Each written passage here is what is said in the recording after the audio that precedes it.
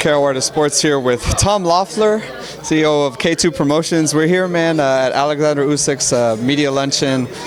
He's a big guy with an even bigger personality. It's great to see, and obviously the more English he learns, the more the public's going to get to see it. But how excited are you to just kind of really showcase this guy? Obviously HBO for the second time, and it seems like you got a real star in your hands.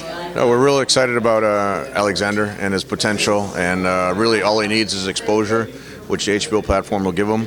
Also internationally, it'll be broadcast. So he's a big star in Ukraine, and his star will be shining a lot brighter.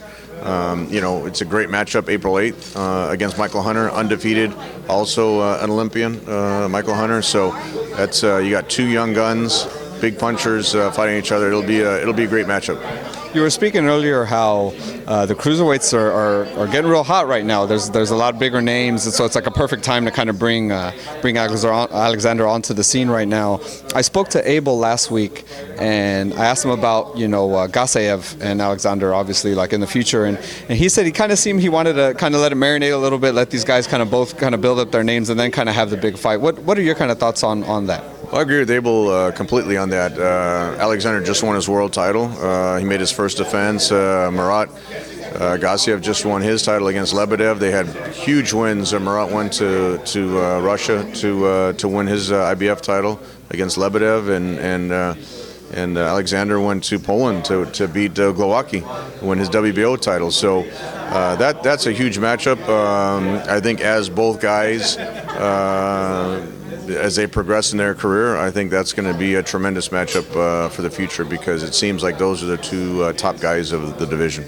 He was actually also telling me at the workout last week that he's kind of adding Tony Bellew right now, obviously coming off the big David Haye victory. I mean, that'd be huge, because both those personalities coming together would be awesome, right? Going to the UK, fighting Bellew. I have a good relationship with Eddie Hearn. I mean, that was a tremendous fight. You got to get, like, I've known Tony for a while, and he was at the convention in Miami for the WBC, and he's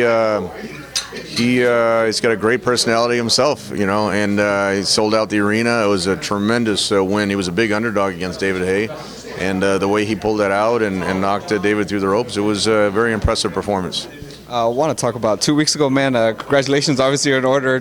Triple G got the victory over Jacobs. Tell us what you thought about his performance, and I mean, obviously, a lot of people who didn't know and weren't educated didn't think that maybe Jacobs would look as good as he did, but kind of being there and everything, kind of break down the fight for us. I was telling everyone it's going to be a tough matchup for Gennady. I mean, we have a lot of respect for Jacobs. Danny rose to the occasion. He really put on a tremendous performance. It was a great night at a packed Madison Square Garden. The energy was terrific.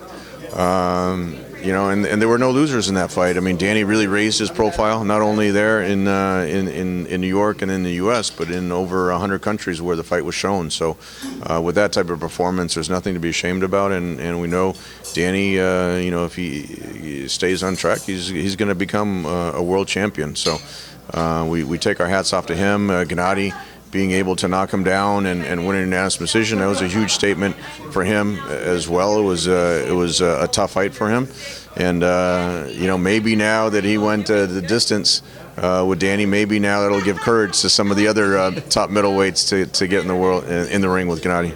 That's something I actually spoke to Abel about as well, and he told me last week after the Triple G fight, he was saying that you guys are looking at Saunders in June, hopefully, and he was saying that basically he said we're not waiting for the redhead. He's like, we're going to 168. We're not going to wait for him. I mean, what are your thoughts on that? Well, it's always been Gennady's dream to unify the division. He's had a really hard time getting other champions to fight him. But now, if we can make a fight with Saunders, it's going to be that would be accomplishing his dream if he can beat Billy Joe.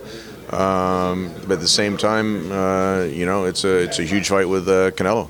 So I think the win over Danny Jacobs opens up a lot of doors for him. And again, hopefully people think he's getting old. People think he's slowing down, and that would just to make it easier to try to make some of these matchups that people were avoiding or other middleweights were avoiding in the past. That's what I told Abel. I was like, I feel like it was a good thing for you guys, because maybe you guys want to get in there now.